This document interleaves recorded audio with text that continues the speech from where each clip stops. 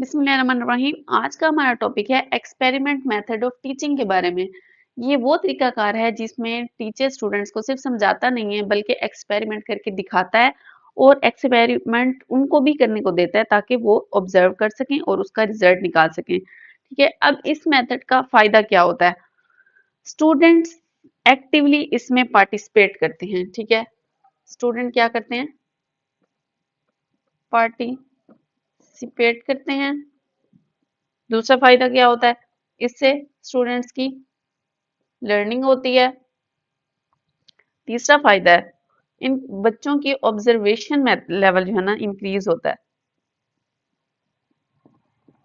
Observation क्या होती है?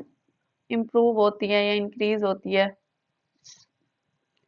फोर है उनकी क्रिटिकल थिंकिंग इंक्रीज होती है। क्रिटिकल थिंकिंग इंक्रीज होती है और खुद से वो रिजल्ट निकालते हैं।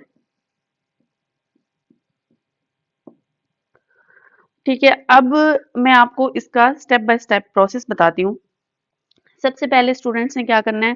प्रॉब्लम बताना है। जैसे हम साइंस को देख लें, वाटर का बॉइलिंग पॉइंट आपने कैलकुलेट करना होता है। ठीक है, सेकंड नंबर पे है उनका हाइपोथेसिस बताना, मतलब उन्होंने गेस करना है कि वाटर का बॉइलिंग पॉइंट कितना होगा। तो स्टूडेंट को आमतौर पर यही गेस होता है कि 100 पर ही इसका बॉइलिंग पॉइंट होगा। ठीक है, अब आपने क्या करना है? मटेरियल कलेक्ट करना है।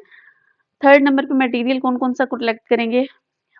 उसमें आपके पास बर्नर होना चाहिए, वाटर होना चाहिए, थर्मामीटर होना चाहिए और बीकर होनी चाहिए, या इस तरह की जो बाकी चीजें जैसे मैच बॉक्स है, एनीथिंग एल्स। फोर्थ नंबर पे प्रोसीजर क्या होगा? आपने स्टेप बाय स्टेप उस एक्सपेरिमेंट को परफॉर्म करना है। अब स्टूडेंट ने उनको ऑब्जर्व करना है कि उसका कलर चेंज होता है या उसका टाइम कितना नोट होगा या उसकी स्मेल चेंज हो रही है, मतलब जिस टाइप का एक्सपेरिमेंट किया जाएगा उस टाइप की उनकी ऑब्जर्वेशन भी साथ साथ होती रहेगी। 6 नंबर पे उनकी उन्होंने कैलकुलेशन निकालनी है, मतलब जब वो बॉईल कर रहे होंगे उसको तो फिर वो टाइम नोट कर रहे होंगे और उसको देख रहे होंगे उसका टेम्परेचर के कहाँ किस टेम्परेचर पर जाकर पानी बॉईल हुआ है, जैसे 100 सेल्सियस पर। ठीक है, तो लास्ट में क्या करते हैं? स्टूडेंट आपस में डिस्कस करते हैं और उनका रिजल्ट कंपेयर करते हैं स्टूडेंट्स आपस में कि उसने वाटर बॉईल किया था तो कितनी देर में हुआ था और उसका टेम्परेचर क्या था। तो इस तरह से उनकी लर्निंग जो है ना अच्छी होती है। अब इसके एडवांटेजेस क्या हैं? उनकी लर्निंग लॉन्ग लास्टिंग रहेगी। ठीक है, और बोर नहीं होंगे, क्रिएटिव थिंकिंग होगी, रियल लाइफ स्किल्स उनकी डेवलपमेंट बढ़ती है कि हमारे सामने अगर कोई चीज है, अगर इस पे हम कोई एक्सपेरिमेंट करके देखें तो हमें क्या रिजल्ट मिलेगा। और इस तरह से वो टीम वर्क भी सीखते हैं और आपस में एक दूसरे से कनेक्शन बनाते हैं।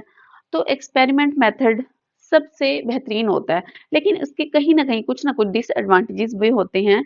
जैसे ज्यादा टाइम लग जाता है कि एक स्टूडेंट फ्री होगा तो दूसरा एक्सपेरिमेंट करेगा, क्योंकि कुछ स्कूल ऐसे होते हैं जिनके पास इतनी फैसिलिटीज नहीं होती, इतने वो मटेरियल्स वगैरह नहीं होते और सेफ्टी इशू होता है। कुछ एक्सपेरिमेंट सक्सेसफुल होते हैं, कुछ नहीं भी होते।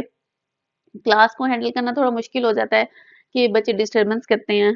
तो इस तरह से ये चीजें हैं, बट एक्सपेरिमेंट मेथड बेस्ट होता है कुछ चीज़ों में, स्पेशली साइंस में। तो आपने बच्चों को ये चीज़ लाजमी सिखानी है। आई होप आपको मेरा लेक्चर पसंद आया होगा। Thank you so much.